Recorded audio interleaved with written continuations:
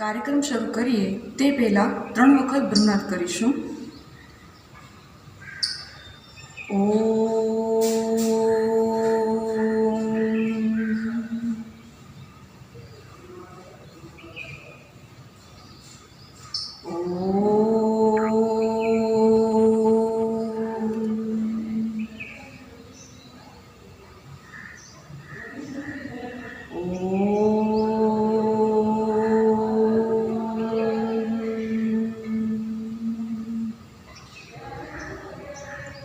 સ્વસ્થ.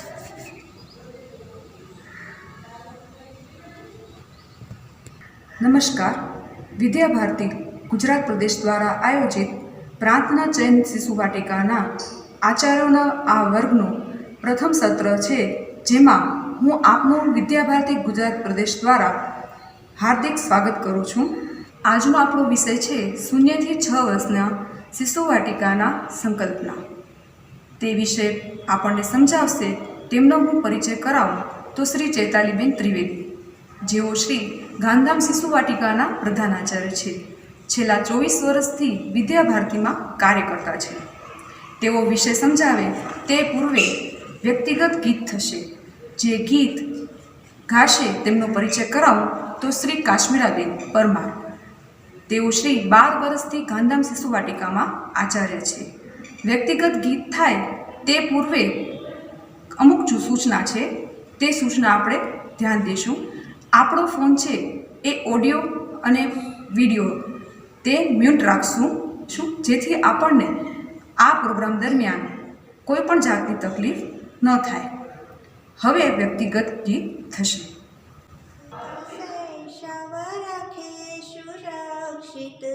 भारत की शिशु शिक्षा, अच्छे फल की आशा है तो बीज परखना सीखे, भवन बनेगा सुदृढ़ जब हम नींव डालना सीखे, देश बनेगा जगत गुरु जब अग्रस्थान हो शिक्षा, शिक्षा तब होगी फलदायी प्रथम ध्यान शिशु शिक्षा,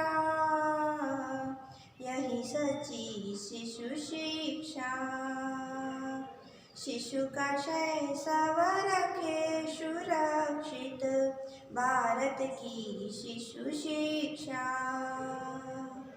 बीज अंकुरित होकर पौधा, पौधे से फिर पेड़, पेड़ फलेगा तो फल देगा, यह सृष्टि का खेल, 5 वर्ष तक मानव शिशु को मिले दुलार सुरक्षा, छिपी हुई प्रतिमा प्रगटेगी, कर ले लेकिन प्रतीक्षा, यह सच्ची शिशु शिक्षा, शिशु का शैशव रहे सुरक्षित भारत की शिशु शिक्षा, शिशु कक्षा का है कथा खेल और गीत, माँ की भाषा माँ की ममता शिशु मन का संगीत, बोझ किताबों का हट जाए लेखन की न अपेक्षा, अमोदित उल्लास भरे हो हर घर हर शिशु शिक्षा, यह सच्ची शिशु शिक्षा, शिशु का शैशव रखे सुरक्षित भारत की शिशु शिक्षा, जन्मदिन पर दीप जलाए बुझे न जीवन ज्योत, भारत की माटी से उपजे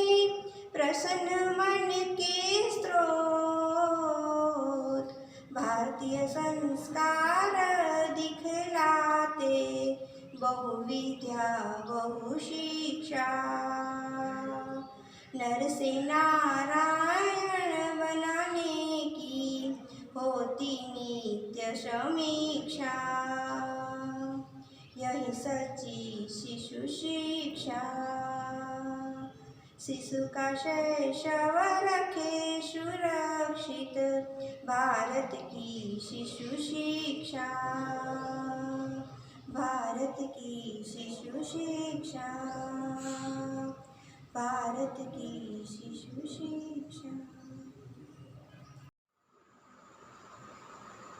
નમસ્કાર.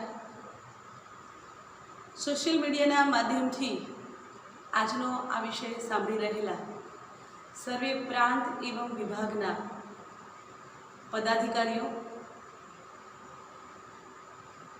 પ્રાંત શિશુ વાટિકાના પ્રધાનાચાર્યો એવં આચાર્યગણ, આપ સર્વેને આજના શિક્ષક દિન નિમિત્તે હાર્દિક શુભેચ્છાઓ. વિષય છે 0 થી 6 વર્ષની શિશુ શિક્ષણ સંકલ્પના. ખાસ કરીને આજે આપણે જે સમજવાનું છે એ છે શિશુ શિક્ષણ સંકલ્પના.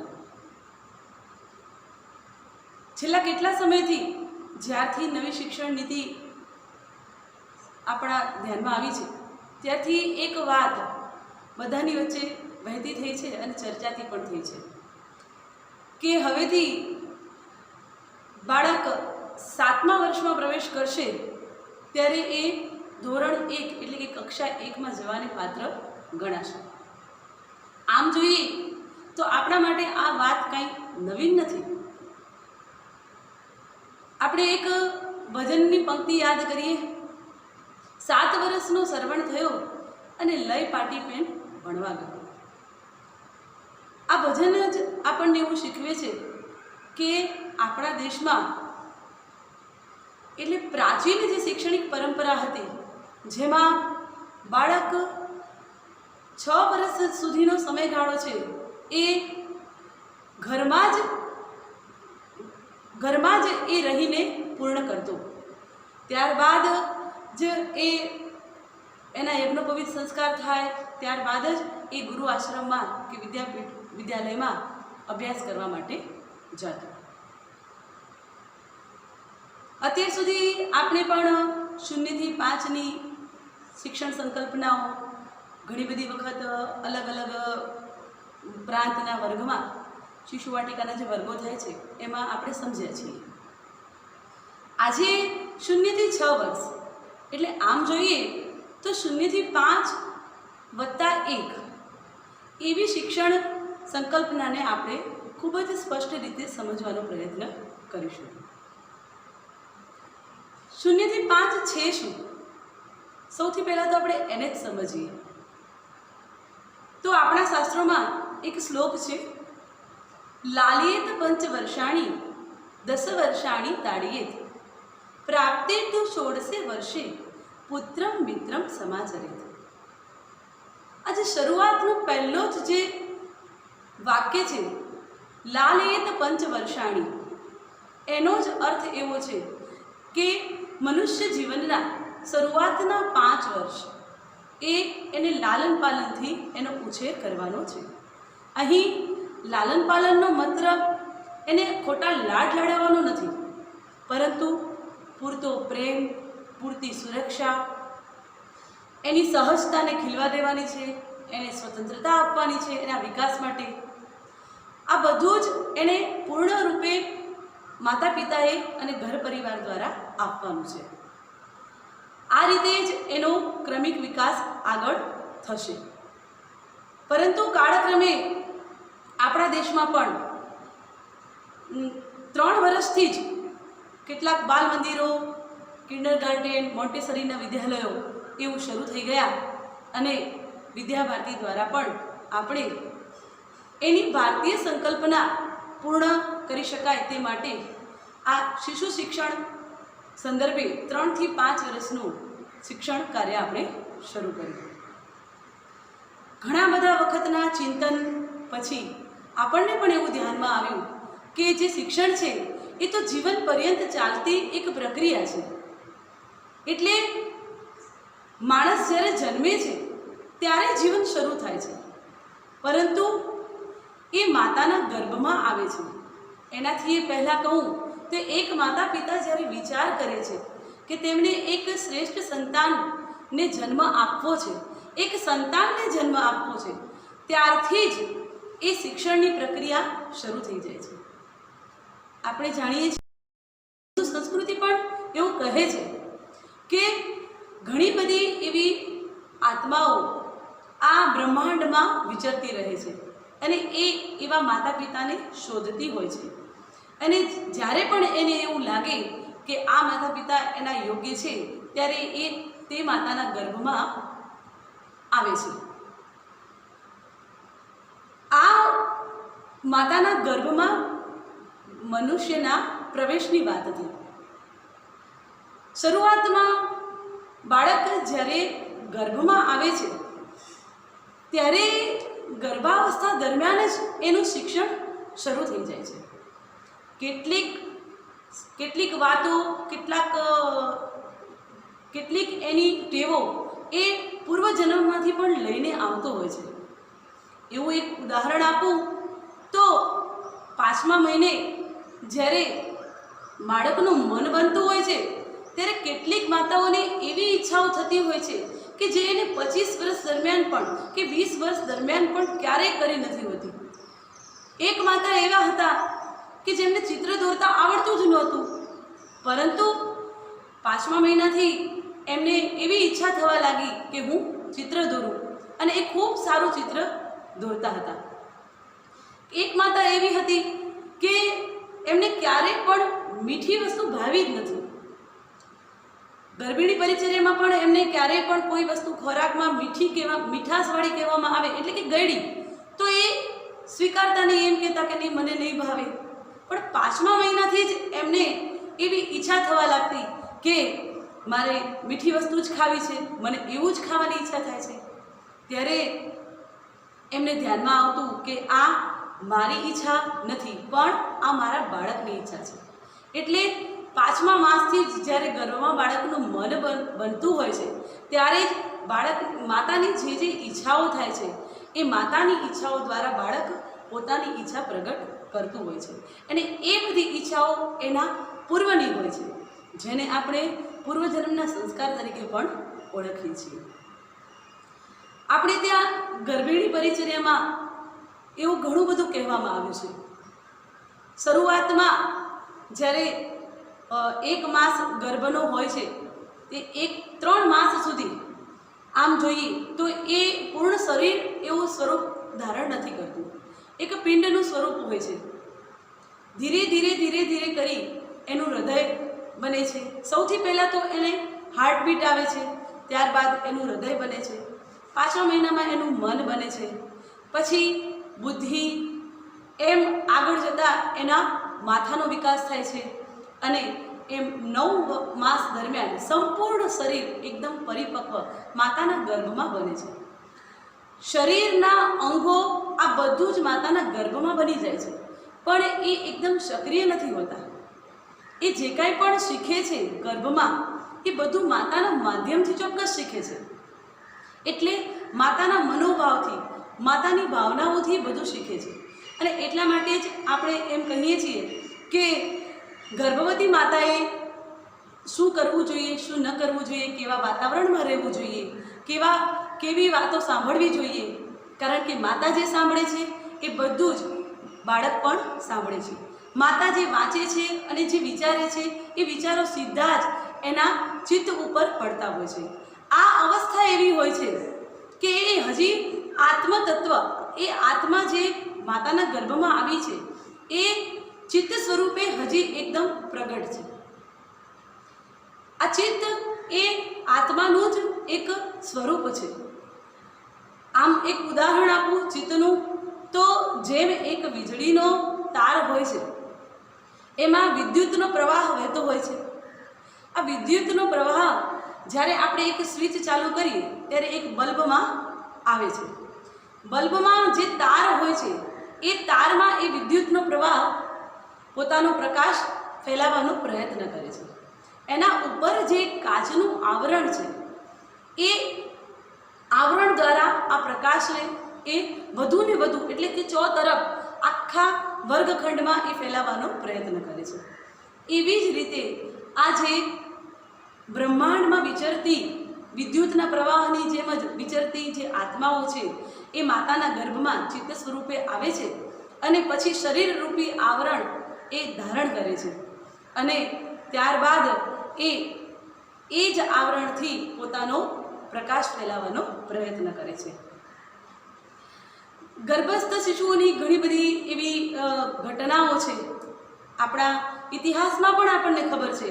અભિમન્યુના 7 કોઠા શીખવાની આપણે ઘટના, એવી જ રીતે પ્રહલાદ હિરણ્યકશ્યપના પુત્ર હોવા છતાં પણ પ્રહલાદ કેવી રીતે ઇન્દ્ર કયાધ્રુ માતાને નારદ મુનિના નિવાસમાં મૂકે છે અને ત્યાં એમને નિવાસમાં ત્યાં રાખે છે અને નારદ મુનિ દ્વારા સતત નારાયણ નારાયણના જાપ અને વિષ્ણુ ભગવાનની પૂજા જે થતી હોય છે તેનાથી કયાધ્રુ માતા પણ એમની સાથે જોડાય છે અને એ બાળક પર એ સીધો સંસ્કાર પડે છે અને એવું એ બાળક એટલે એ ભક્ત પ્રહલાદ તરીકે આપણી સામે આવે છે.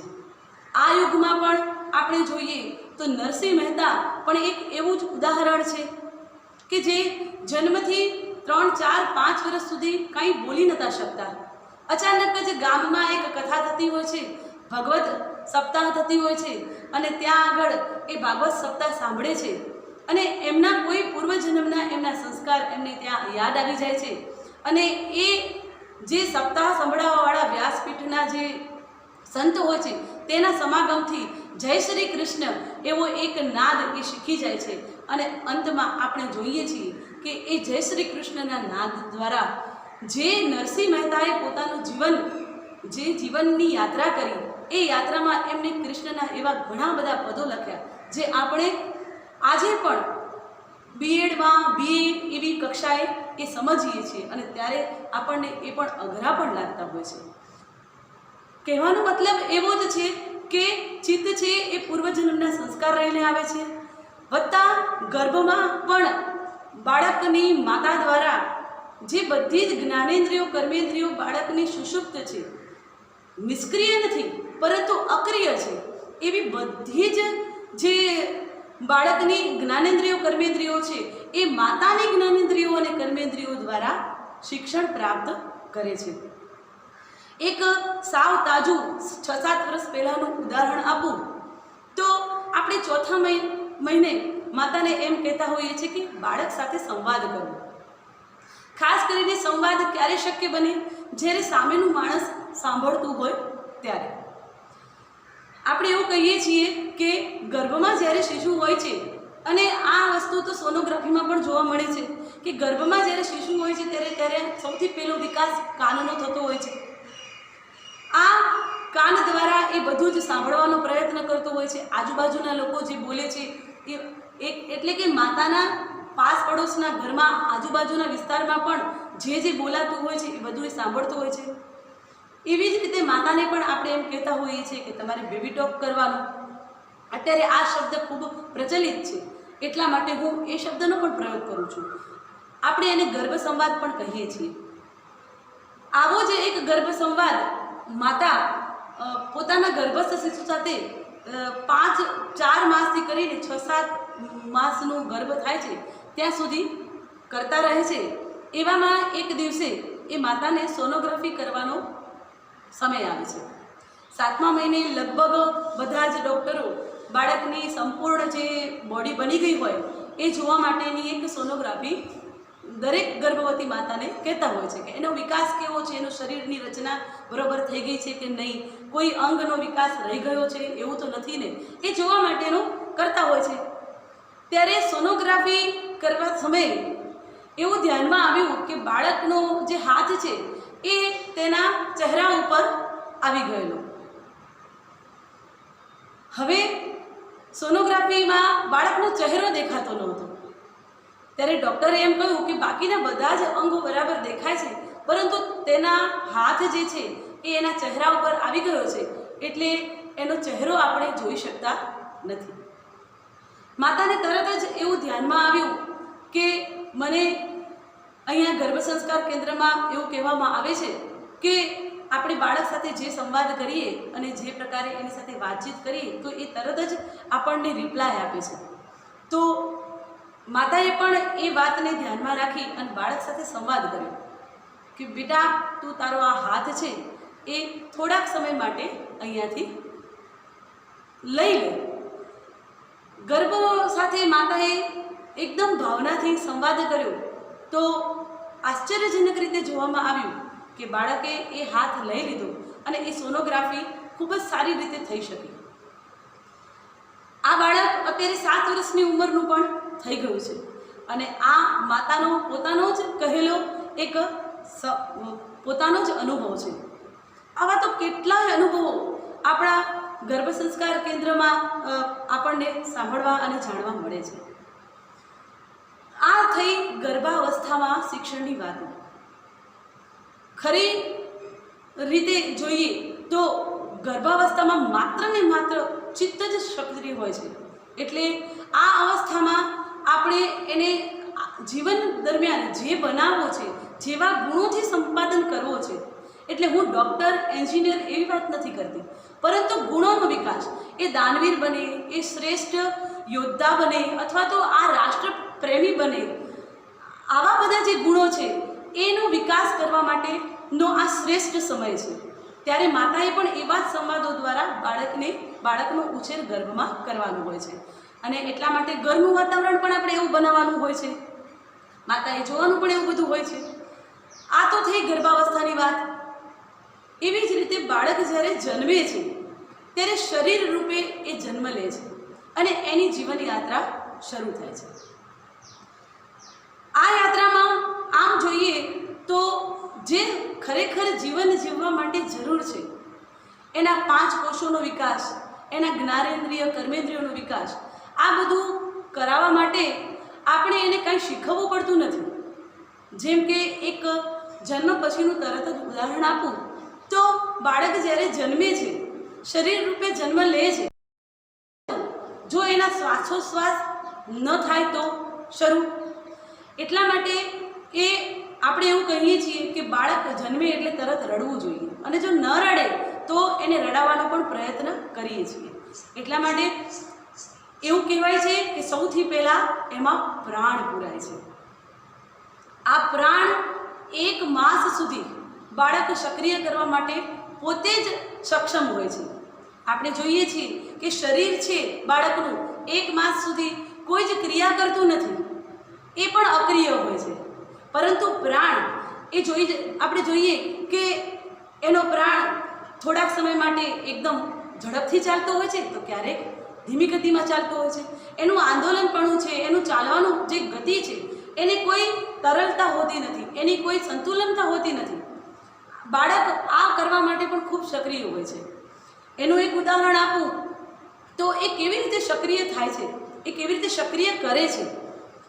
આપણને બધાને ખબર હશે, જેટલી પણ માતાઓ આ વિષય સાંભળતા હશે એમને ધ્યાનમાં હશે કે એમનું બાળક જન્મે ત્યારે પણ રડે છે અને જન્મ પછી પણ 1 માસ સુધી એવો ગાળો દિવસ દરમિયાન હોય છે કે એ રડતું જ હોય છે.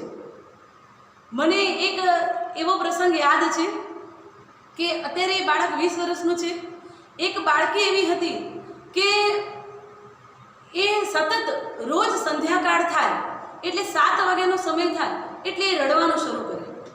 રડવાનું શરૂ કરે એટલે એટલું જબરજસ્ત રડે, 10 મિનિટ સુધી બાળક રડે, લાલ થઈ જાય. ત્યારે ઘરના બધા જ લોકો, જે લોકો નથી જાણતા કે શું કામ રડે છે, એ ઘણી બધી દવાઓ આપી દે, એને ડ્રોપ આપી દે કે એને પેટમાં દુખતું હશે, માતાએ કાંઈ એવું ખાઈ લીધું હશે જે એને પચ્યું નહીં હોય, એમ કરીને એને દવાઓ આપી દે અને એ બાળકને પછી સુવડાવી દે. તો આવું ન કરવું જોઈએ. પરંતુ આવું કરવા છતાં પણ બાળક ક્યારેય એ સમયે રડવાનું તો બંધ નથી જ કરતું. 2 દિવસ, 3 દિવસ, 4 દિવસ આવું કરવા છતાં પણ જ્યારે માતાને અને ઘરના વડીલોને, જે લોકો જાણતા નથી હોતા, એ લોકોને ખબર પડે છે કે આ તો ભાઈ રડે જ છે, તો હવે એવું કરીએ કે ચાલો એને મૂકી દઈએ.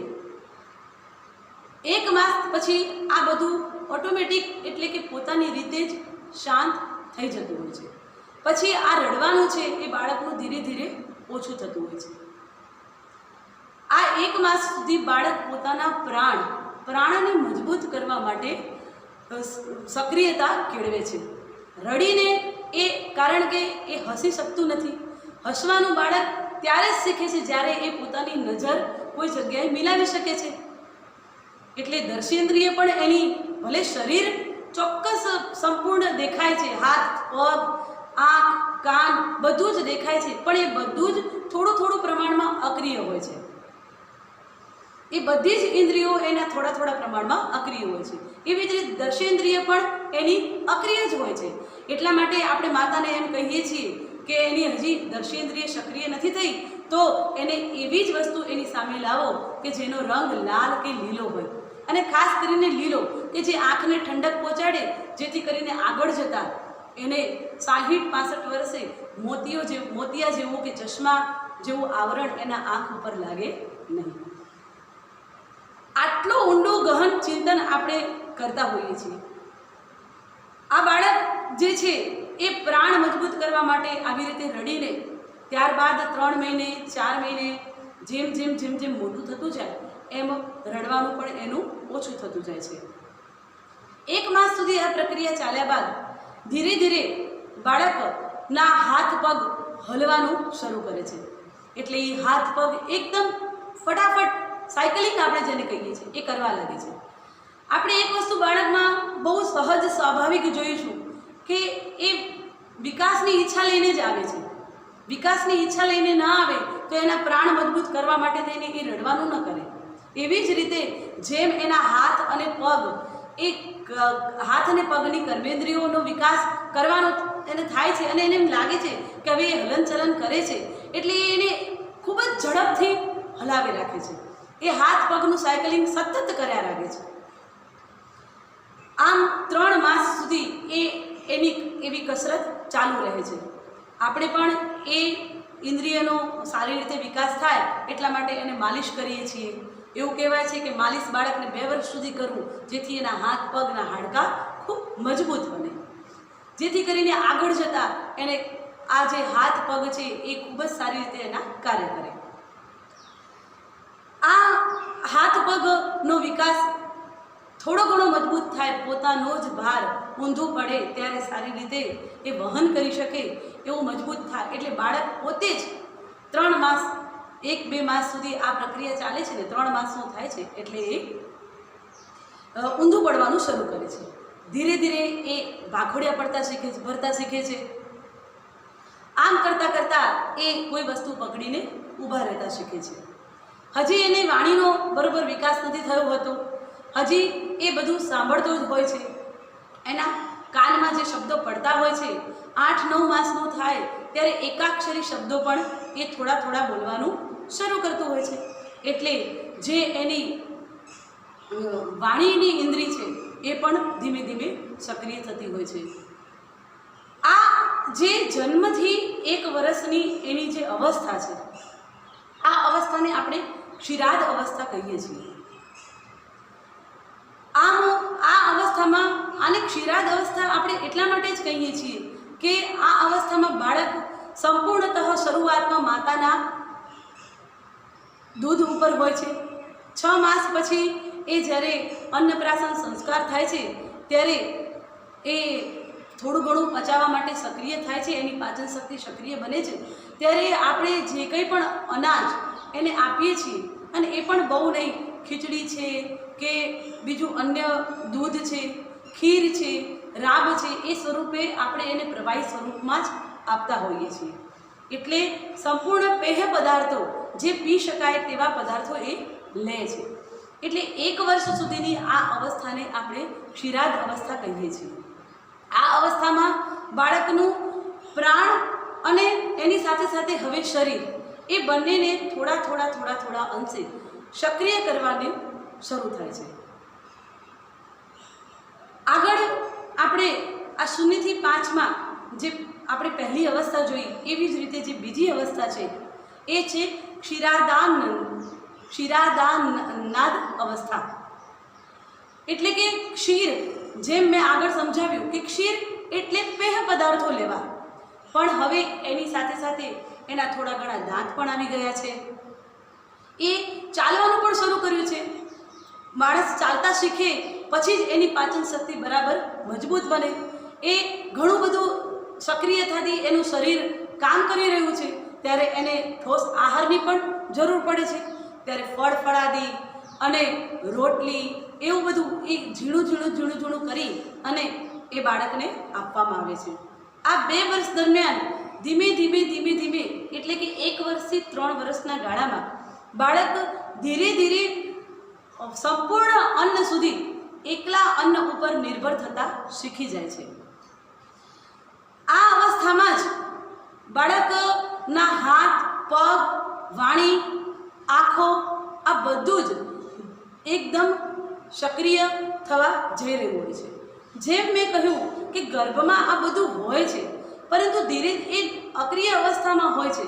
એવી જ રીતે 5 વર્ષ સુધીનો ગાળો એવો આપણી પાસે હોય છે કે આ બધું જ એકદમ સારી રીતે સક્રિય કરવાનો સમયાવધિ આપણને આ ગાળામાં મળતી હોય છે. આ 3 વર્ષ સુધી બધું જ સક્રિય તો થાય છે, પરંતુ હજી પણ એવું હોય છે કે જે એને જાણ્યું નથી, જોયું નથી, સ્પર્શ્યું નથી.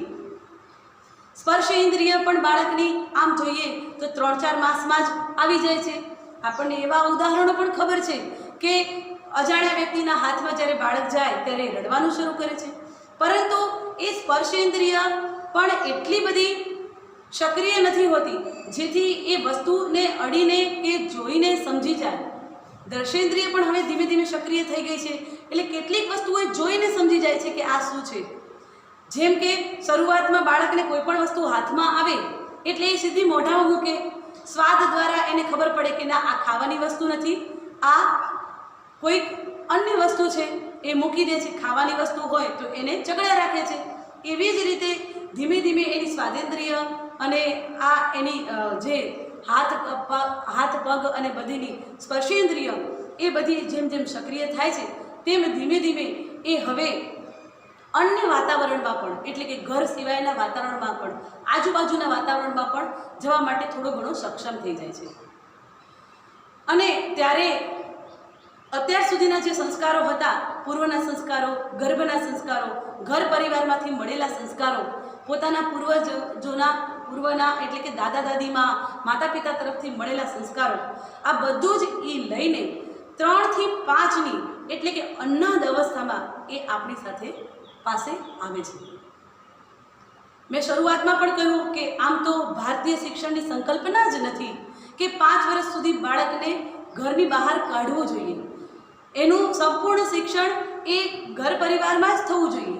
કેમ કે આપણે આ વિષયમાં પણ જેમ જેમ આગળ વધતા જઈએ છીએ તેમ તેમ આપણને ધ્યાનમાં આવતું જાય છે કે જ્યાં સુધી એની 5 જ્ઞાનેન્દ્રિયો અને કર્મેન્દ્રિયોનો સંપૂર્ણતઃ વિકાસ નહીં થાય ત્યાં સુધી ઔપચારિક શિક્ષણ એટલે કે લેખન માટે એ એટલો બધો સક્રિય થઈ જ નથી શકતો.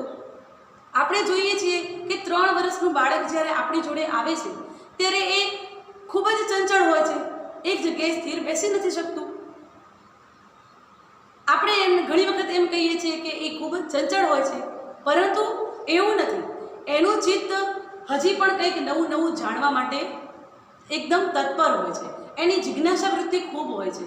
એટલા માટે એ એક જગ્યાએ સ્થિર નથી બેસી શકતો. એ કાંઈક નવી નવી વસ્તુઓને સ્પર્શ કરે છે, એને જોવે છે, જાણે છે. ઘણી વખત એને ખોલી અને જોવે છે કે એની અંદર શું છે, આ કઈ રીતે થતું હશે, કેમ થતું હશે, આવી એ જ અનેક ઘણી જિજ્ઞાસાઓ. અને એક ક્રિયા તમે એને એકવાર બતાવો તો એ વારંવાર કરવા માટે પણ પ્રેરાય છે. એ ક્યારેક કંટાળતો નથી, કારણ કે એને ખબર છે આ કરવાથી એનો વિકાસ એની વિકાસ કરવાની ક્ષમતા એને કુદરત પાસેથી જ એને અવિરતપણે મળેલી હોય છે. એટલે 3 થી 5 વર્ષનો જે ગાળો છે એમાં પણ જેમ જન્મથી 3 વર્ષનો ગાળો, એટલે કે હું તો કહું છું કે 0થી એટલે ગર્ભાવસ્થા એટલે આપણે એને 0 કહીએ છીએ. એ 0 થી 3 વર્ષનો ગાળો પણ જેમ એનો સંપૂર્ણ અનુભવ આધારિત હતો, માતા દ્વારા ગર્ભમાં, એમ ઘર પરિવારમાં અલગ અન્ય વાતાવરણમાંથી જે એને અનુભવોમાંથી જે શીખ્યો હતો એ તો આપણે અહીંયા આપવાનું જ છે, પરંતુ એની જ્ઞાનેન્દ્રિયો અને કર્મેન્દ્રિયો ખૂબ જ ધીમે ધીમે સક્રિય થતી જાય છે અને એટલા માટે જ આપણે જોઈએ છે કે બાળકનું ઉછળકૂદ પણ વધતી જાય છે. અને એટલા માટે આપણે એને ઘણી બધી એવી ક્રિયાઓ આપવાની હોય છે, એના હાથને, એના પગને, એની આંખોને, એવી ઘણી બધી ક્રિયાઓ એને બોલવા માટે બળબડ ગીતો આપવા પડે છે, કારણ કે એને ઘણું બધું બોલવું હોય છે, એને ઘણું બધું સાંભળવું પણ હોય છે. એટલા માટે આપણે એને વાર્તા, ગીતો બધું સંભળાવીએ છીએ. એને ઘણા બધા સાથે સંવાદો કરવા હોય છે, એટલા માટે આપણે એની સાથે વાર્તાલાપ પણ કરીએ છીએ. આ આખી આપણે શિક્ષણની જે સંકલ્પના છે એમાં 3 થી 5 વર્ષના આ જે માળખામાં આપણે જે ગીત, વાર્તા, કહાની, આ બધું જ જે આપણે એને ગીત, વાર્તા, વાર્તાલાપ આ બધું જ જે કરીએ છીએ એ એના કાન દ્વારા એ સાંભળી અને એનો જે વિકાસ છે એ કરતો હોય છે. સૌથી મહત્ત્વની વાત તો એ છે કે અત્યાર સુધી હજી પણ 3 વર્ષ સુધી પણ બાળકનું શરીર અને પ્રાણ બે જ સક્રિય થયા હોય છે. એટલા માટે હજી પણ આપણે એને જે કાંઈ પણ કહીએ છીએ અને જે કાંઈ પણ એની આગળ જે પણ ક્રિયા કરીએ છીએ અથવા તો એને જે કાંઈ પણ કરાવીએ છીએ એ સીધું જ એના ચિત્ત પર સંસ્કાર સ્વરૂપે પડી જતું હોય છે. આ બધી જ વસ્તુ એ શિક્ષણ તો છે, પણ એને આપણે સંસ્કારની વ્યાખ્યા બહુ વધુ આપશું એવું મને લાગે છે. ચોક્કસ એ આગળ અભ્યાસ કરવા માટે થઈને, આગળ જે એને કરવાનું છે એના માટે થઈને આ બધી જ્ઞાનેન્દ્રિયો અને કર્મેન્દ્રિયોની કર્મઠતા એને વધારવી જ પડશે.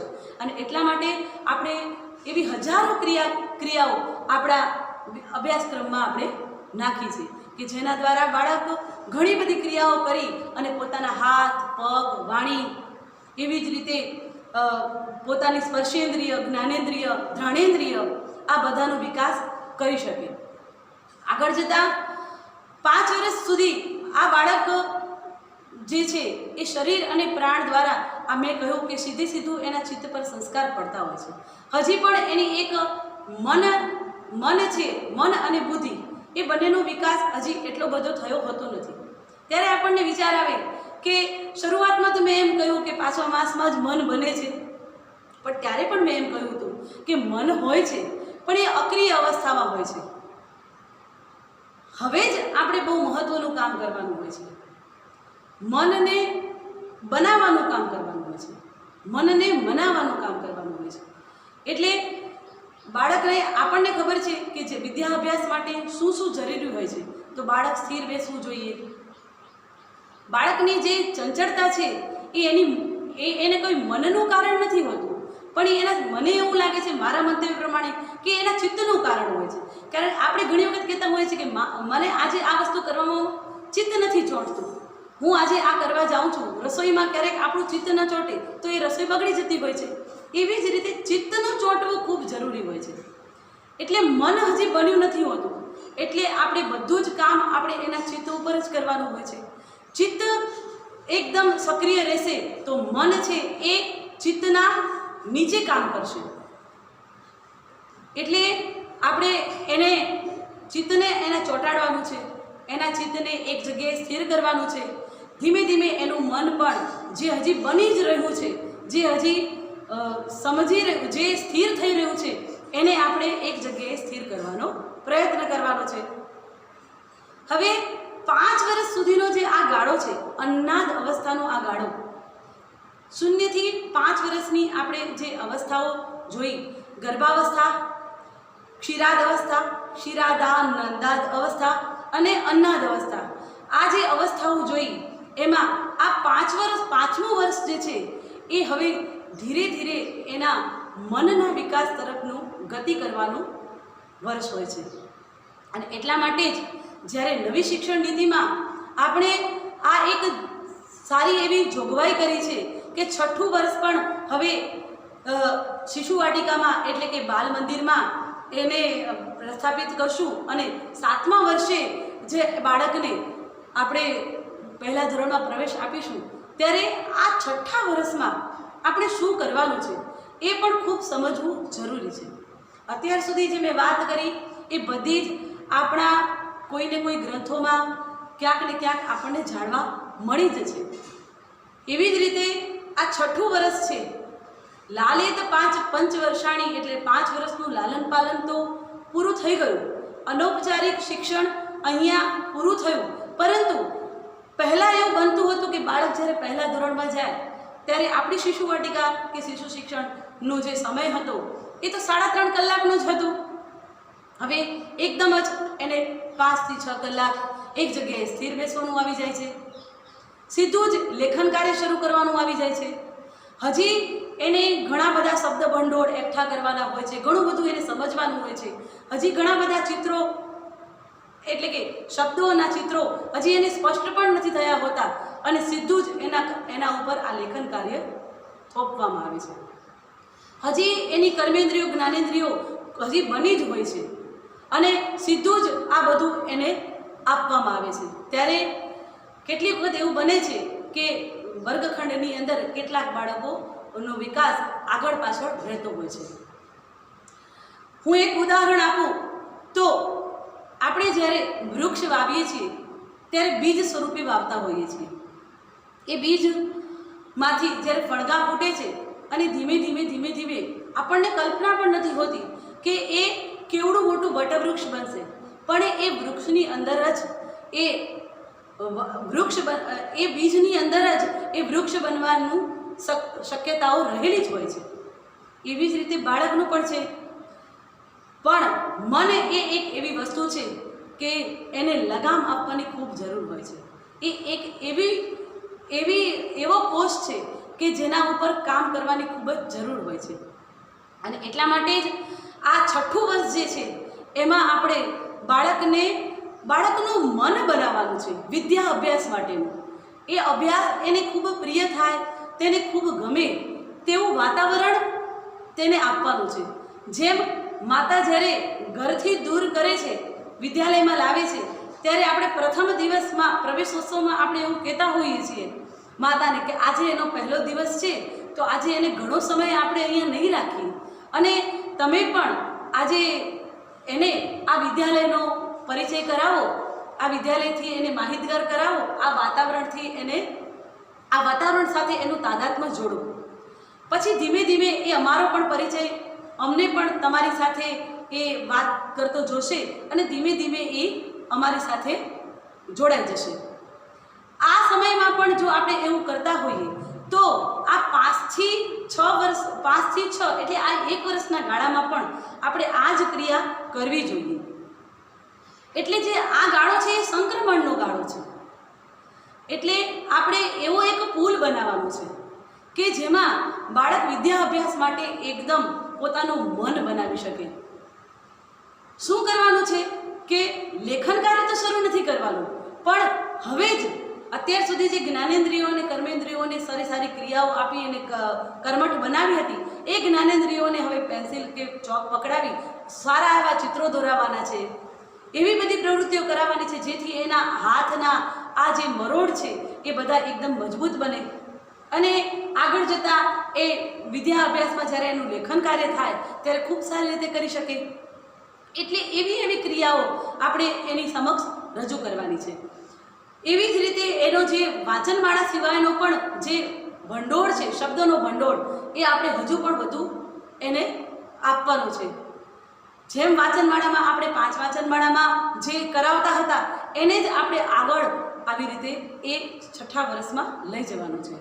આપણે જે 20 મિનિટની ક્રિયાઓ કરાવતા હતા, 20 મિનિટમાં આપણે એક જગ્યાએ એને બેસાડતા હતા, શક્ય હોય તો આ સમયગાળા દરમિયાન જ આપણે એને અડધી કલાક સુધી એક જગ્યાએ સ્થિર બેસી શકે એવી બધી ક્રિયાઓ પણ કરાવવાની હોય છે, કરાવવી જોઈએ.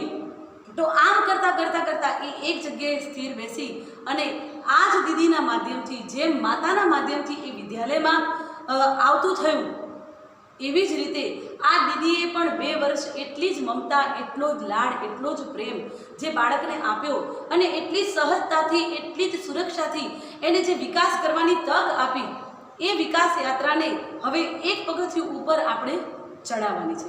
આ જ દીદી દ્વારા જો એ હાથ પકડીને ઉપર ચડશે તો આગળ જતાં એ પોતાના જ સહારે આ બધું જ પગથિયા છે એ સોપાન, શિક્ષણના જે સોપાન છે એ સર કરતું જશે અને પછી એ પોતે જ એટલો સક્રિય થતો જશે. આપણે શું કામ આ 1 વર્ષ દરમિયાન આવું કાર્ય કરવાનું, એવું એક હું મારી જે અંતિમ વાત છે એ આપણી સમક્ષ રજૂ કરું. જેમ કે મેં આગળ એક શ્લોક બોલ્યો હતો કે લાલેત પંચવર્ષાણી 10 વર્ષાણી તાળીત. 10 વર્ષાણી એટલે 5 વર્ષ સુધી બાળકને 0 થી 5 વર્ષનો એક ગાળો એટલે લાલન પાલનનો. એવી રીતે તાડનનો ગાળો એટલે 10 વર્ષનો, એટલે 15 વર્ષ સુધીની યાત્રા. આ 15 વર્ષ સુધીમાં જે 12મા વર્ષનો જે ગાળો છે, આપણે એમ કહેતા હોઈએ છીએ કે 12 એ બુદ્ધિ. તો અત્યાર સુધી મેં જે કહ્યું કે શરીર ને પ્રાણ સક્રિય હોય છે, હવે ધીમે ધીમે એ મન બનતું હોય છે. તો મનનો ગાળો જે છે એ જોઈએ તો ઘણો વધારે છે. ચિત્ત છે એનો ગાળો 5 વર્ષનો છે. એવી જ રીતે મનનો ગાળો છે એ 6 થી 7 વર્ષનો છે. 6 વર્ષથી કરી અને 12 વર્ષ સુધીનો એ 7 વર્ષનો જે ગાળો છે એનો એ મનનો હોય છે. એટલે મનને આપણે વધુ સમય આપ્યો છે અને બુદ્ધિ 12 શરૂ થાય છે. એટલે બુદ્ધિ કોઈ સુષુપ્ત અવસ્થામાં તો ચોક્કસ પડી હોય છે, પણ અત્યાર સુધી એ કોઈ નિર્ણય લેવા માટે સક્ષમ નથી હોતી. પણ 12 વર્ષ પછી બાળક નિર્ણય કરતું પણ થઈ જાય છે. ત્યારે આપણે એ પછી પણ 3 વર્ષનો ગાળો આપણે તાડનનો રાખ્યો છે. તો મને એવું લાગે છે કે જ્યારે મન દ્વારા જ એની શિક્ષણની પ્રક્રિયા શરૂ થવાની હોય, મન જ એનું બનાવવાની ખૂબ જરૂર હોય, ત્યારે આ 5 + 1 આ 1 વર્ષ પણ એ ખૂબ જ એ આપણા માટે ખૂબ જરૂરી હતું. અત્યાર સુધી આપણને આ 1 વર્ષ મળતું જ નહોતું અને સીધું જ બાળકને આપણે આગળ મોકલી દેતા હતા. એથી વિશેષ કહું તો હજી પણ 8 વર્ષ સુધી પણ બાળકને આપણે આ મન ઉપર જ કામ કરવું જોઈએ ને ધીરે ધીરે એની બુદ્ધિનો વિકાસ સારી, હજી બુદ્ધિ વિકસી જ નથી ત્યાં, જેમ આપણે કહીએ છીએ ને કે વૃક્ષ જેમ વધતું હોય એમ એ આડું અવળું જગ્યાએ વધતું હોય તો આપણે એને કાપી અને સારી રીતે એને કાપકૂપ કરી અને સારી રીતે આપણે એને બનાવતા હોઈએ છીએ કે ના એ ખૂબ સારું લાગે. અથવા તો એ એવી જગ્યાએ વધતું હોય કે જ્યાં વધે તો એ નુકસાનકારક હોય, તો આપણે એક જગ્યાએ એને કાપતા હોઈએ છીએ જેથી એની વૃદ્ધિ બીજી દિશા તરફ જાય. એવી જ રીતે અત્યારે પણ એનું મન જે છે એ આમ તેમ ભટકતું હોય છે. મન એક જગ્યાએ હવે એનું મન જે છે એ એક જગ્યાએ રહેતું નથી, એનું મન માનતું નથી લખવામાં. ત્યારે એ મન મનાવવાની વાતો, મન મનાવવા માટેની ક્રિયાઓ ચોક્કસ આપણે આ 1 વર્ષ દરમિયાન શરૂ કરી દેવી જોઈએ અને આગળ જતાં પણ આ ક્રિયાઓ નિરંતરપણે ચાલુ રહેવી જોઈએ. આમ ધોરણ 1-2 સુધી પણ આ ક્રિયાઓ સતત કરતા રહેવું જોઈએ, જેથી કરીને બાળકનો આગળનો જે વિદ્યાભ્યાસ છે એ ખૂબ સારી રીતે કરી શકે. મને એવું લાગે છે કે જો આ 5 વર્ષનો ગાળો છે જે ચિત્તનો છે એના ઉપર આપણે સૌથી વધુ કામ કરશું તો જે ચિત્તમાં પડેલું સંસ્કાર છે એ એના જીવન પર્યંત એટલે કે બીજા જન્મ સુધી પણ એની સાથે જ જતા હોય છે એવું આપણે શાસ્ત્રોમાં પણ સમજ્યા છીએ. એટલે આના ઉપરનું કાર્ય જે છે એ આપણે બહુ મહદ અંશે ખૂબ જ સક્રિયતાથી કરવાનું હોય છે. આપણે બધા શિશુ વાટિકાના જે આચાર્યો છીએ એ બધા એવા લોકો છીએ કે જેમને આવી એક તક મળી છે કે જેમના આ જોડે આ એક એવું બાળક આવી રહ્યું છે કે જેની અવસ્થા 3 થી 6 વર્ષની છે, 3 થી 5 વર્ષની અને +1 એટલે 3 થી 6 વર્ષની આ અવસ્થામાં એ આવી રહ્યું છે. ત્યારે આપણી પણ એવી ભૂમિકા બને છે કે આપણે પણ એવા બનીએ કે આપણા દ્વારા પણ જેમ એક માતા પિતાને શ્રેષ્ઠ બનાવવાની સંકલ્પના આપણા શાસ્ત્રોમાં છે એમ એક શિક્ષકને પણ શ્રેષ્ઠ બનવાની સંકલ્પના પણ આપણા શૈક્ષણિક પરંપરાઓમાં ક્યાંક ને ક્યાંક રહી છે. આપણને ખબર છે કે જેવા ગુરુ હોય છે તેવા જ શિષ્યો હોય છે અને જેટલા પણ ઉદાહરણો આપણે જોયા છે, સ્વામી વિવેકાનંદ, શિવાજી, આ બધાના ગુરુઓ પણ એવા જ હતા. તો આપણે પણ એવા ગુરુ, એવા શિક્ષક બનીએ અને આ બાળકને સચિત આનંદ સ્વરૂપ જોઈ અને એને એ જ સ્વરૂપમાં એનું શિક્ષણ કાર્ય કરીએ તો મને એમ છે કે આ 5 વર્ષનું જે શિક્ષણ કાર્ય છે એ ખૂબ સારી રીતે આપણે એને કરી શકશું. અંતમાં આજના આ પાવન દિને મારી એક જ અભ્યર્થના, આજે શિક્ષક દિન છે તો સર્વે આચાર્યગણને એટલી જ અભ્યર્થના કે ભારતીય શિક્ષણ, ભારતીય આધ્યાત્મ અથવા તો શિક્ષણમાં એક એવી પરંપરા પણ સાંભળવા મળી છે કે વ્યક્તિ છે એ નરમાંથી જ નારાયણનું સ્વરૂપ બનતું હોય છે. ત્યારે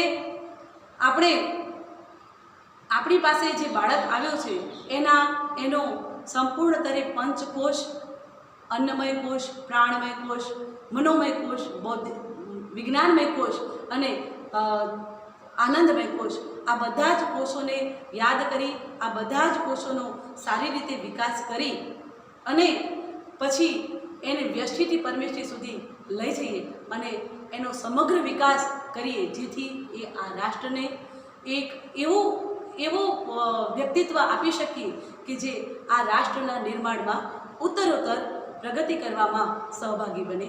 તેવી જ અભ્યર્થના. નમસ્તે. આપણે સૌ 0 થી 6 વર્ષ વિષયની સંકલ્પના સમજ્યા. ત્યારબાદ હવે આ વિષયમાં આપણને કોઈ પણ પ્રશ્ન હોય તો આપણે પોતાના પ્રધાનાચાર્યને એ પ્રશ્ન નોંધાવીશું અને જે વર્ગ માટેનું જે વોટ્સઅપ ગ્રુપ બન્યો છે તે ગ્રુપમાં પ્રધાનાચાર્ય મારફતે એ પ્રશ્ન મોકલવામાં આવશે. તો આ વર્ગના અંતિમ દિવસ સુધી તે પ્રશ્નનું સમાધાન કરવામાં આવશે. હવે આપણે શાંતિ મંત્ર કરીશું. સર્વે ભવન્તો સુખિનઃ, સર્વે ભવન્તો સુખિનઃ, સર્વે સન્તુ નિરામયા, સર્વે ભદ્રાણિ પશ્યન્તુ, મા કશ્ચિત દુઃખભાગ ભવેत्. ઓમ શાંતિ શાંતિ શાંતિ.